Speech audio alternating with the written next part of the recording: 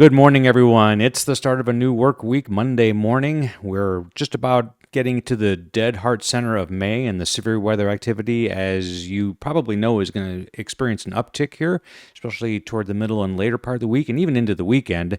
It is amazing to me that we're still talking about cut-off low pressure systems, slow moving systems, and you still see on this morning's visible satellite loop as the sun rises, and we change from the infrared to the visible on this loop from College of DuPage. Very nice.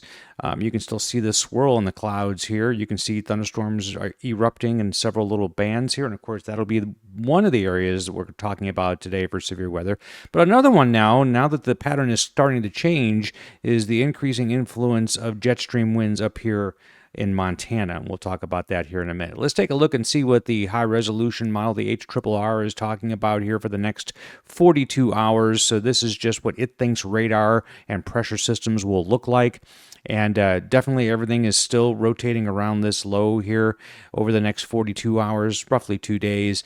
And so you can see bands of showers and thunderstorms, and we'll show you what implications those have on the severe weather outlook. Meanwhile, you can see southerly flow really starting to increase across the plains. Those black lines are isobars, and when they're closely packed, that means that they're associated with stronger winds, basically, and they're always blowing toward and curving toward low pressure like that.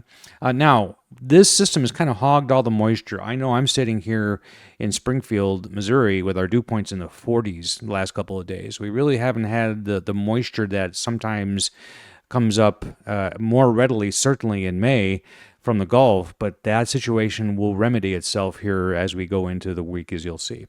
Take a look at the severe weather outlooks. These are from the Storm Prediction Center. We're grateful to have such a center in the United States that is constantly watching the skies. In this case, I'm just talking about severe thunderstorms, so 1-inch hail or larger, 59-mile-per-hour wind gusts or higher, or tornadoes. Okay, that's what they look for. They also look for other things, but this is what this is all about. So here is today's severe weather outlook. It's a 1 out of 5 on the scale chance. This lighter green, by the way, is just general thunderstorms. So you have all of Florida, and pretty much all of Georgia, chunks of Mississippi and South Carolina too. Alabama, under that risk for today. Then also we have that area up in Montana and a corner of North Dakota, north of Billings for the most part, that is under that same risk. And on the tornado side of things, what they'll do is on days 1 and 2, which would be the day they issue it today and Tuesday in this case, they'll go ahead and look at the probabilities of tornadoes. And there has been almost a lingering sense of a 2% chance, almost paralleling, but not quite, where the severe thunderstorm risk area is today. So you're talking about chunks of South Carolina from Atlanta eastward, Jacksonville, basically cutting Florida in half, taking the eastern side. That's where we're looking for some tornado potential for today. Now, on Tuesday, tomorrow, day 2, the SPC has not pulled the trigger on even a Category 1. That probably will change, but they are using a different set of rules and forecasting techniques, of course. And as I've said before, the day 1 outlook is updated much more often than I'll probably update this. Now, in really bad situations, I'll update this more often on day 1, believe me. But if you're up there for Tuesday, I'll show you this. This is the SIPS. This basically is a pattern analog matching system. So what it does is it goes back and takes a look at a certain set of variables, including jet stream winds, moisture, instability, and then goes back and sees, hey, when we had this before, what happened? So on Tuesday, there is this corner here around Cheyenne, parts of the Nebraska Panhandle, where there's actually a 30% risk of severe weather of any kind. This does not discriminate from hail, high winds, and tornadoes. So be advised that that area could go under maybe a slight risk or a marginal risk tomorrow, along with maybe parts of North Carolina too. We'll see. Now, this is one that's been developing for a while. This is Wednesday, so this is the day 3 outlook for the SPC. And North Dakota, South Dakota, Nebraska, but as far south as Omaha and getting into portions of Iowa and Minnesota is under the lowest risk here for that would be day 3 for them, Wednesday. And there's a lot of support for this idea. They drew that area there. If we look at pattern analogs, it goes back much more to the west and more to the south than the SPC paints it. Again, different criteria, different set of rules. This is not a human making this forecast. This is just comparing what happened in the past. So that has some value, but not complete value. It's not the whole thing. And then the Carolinas again show up on Wednesday. And what's interesting is that this has been a signal that's been showing up consistently. Is Wednesday, we're seeing a tornado risk that actually reaches 5%. Right down the heart of Nebraska and Kansas and into Oklahoma on Wednesday. And even the machine learning tool, and it's covered up here, I need to change this, but this panel up in the upper left is tornado. So it doesn't quite do the same. It actually goes south, but then backs off to the southeast all the way down to Mississippi, includes where I live. Interesting.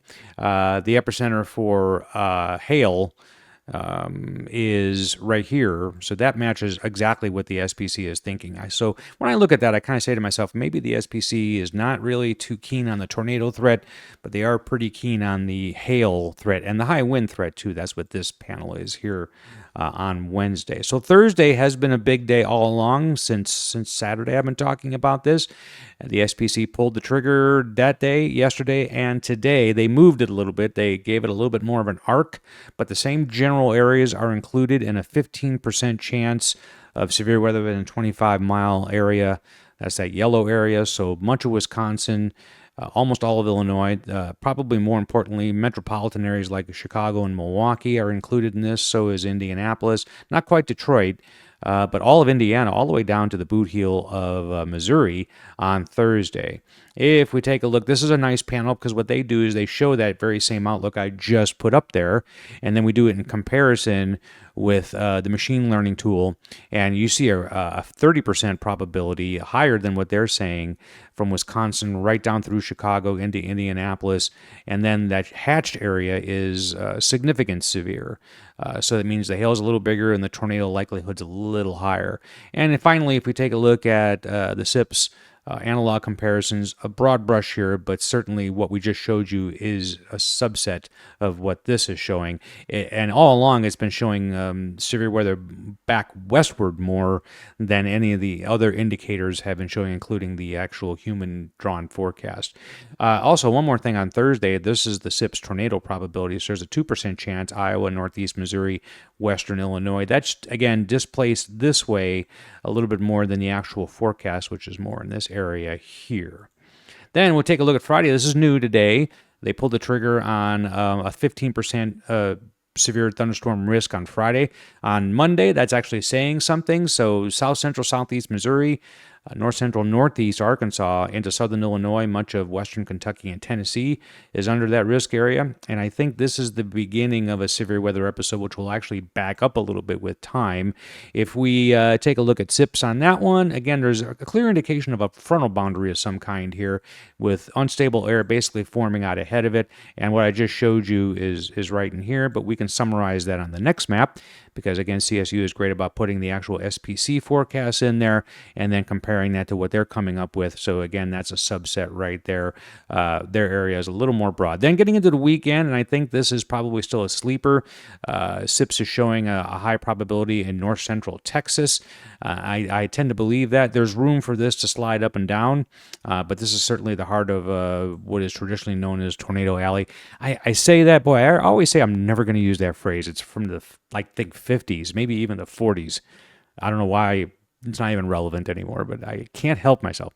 Anyway, that's Saturday, and then on Sunday, it kind of resurges north a little bit as the instability gets past that stalled out front and starts to track north again. We'll take a look at NIU's product here. This is finding supercells May 12th through the 18th.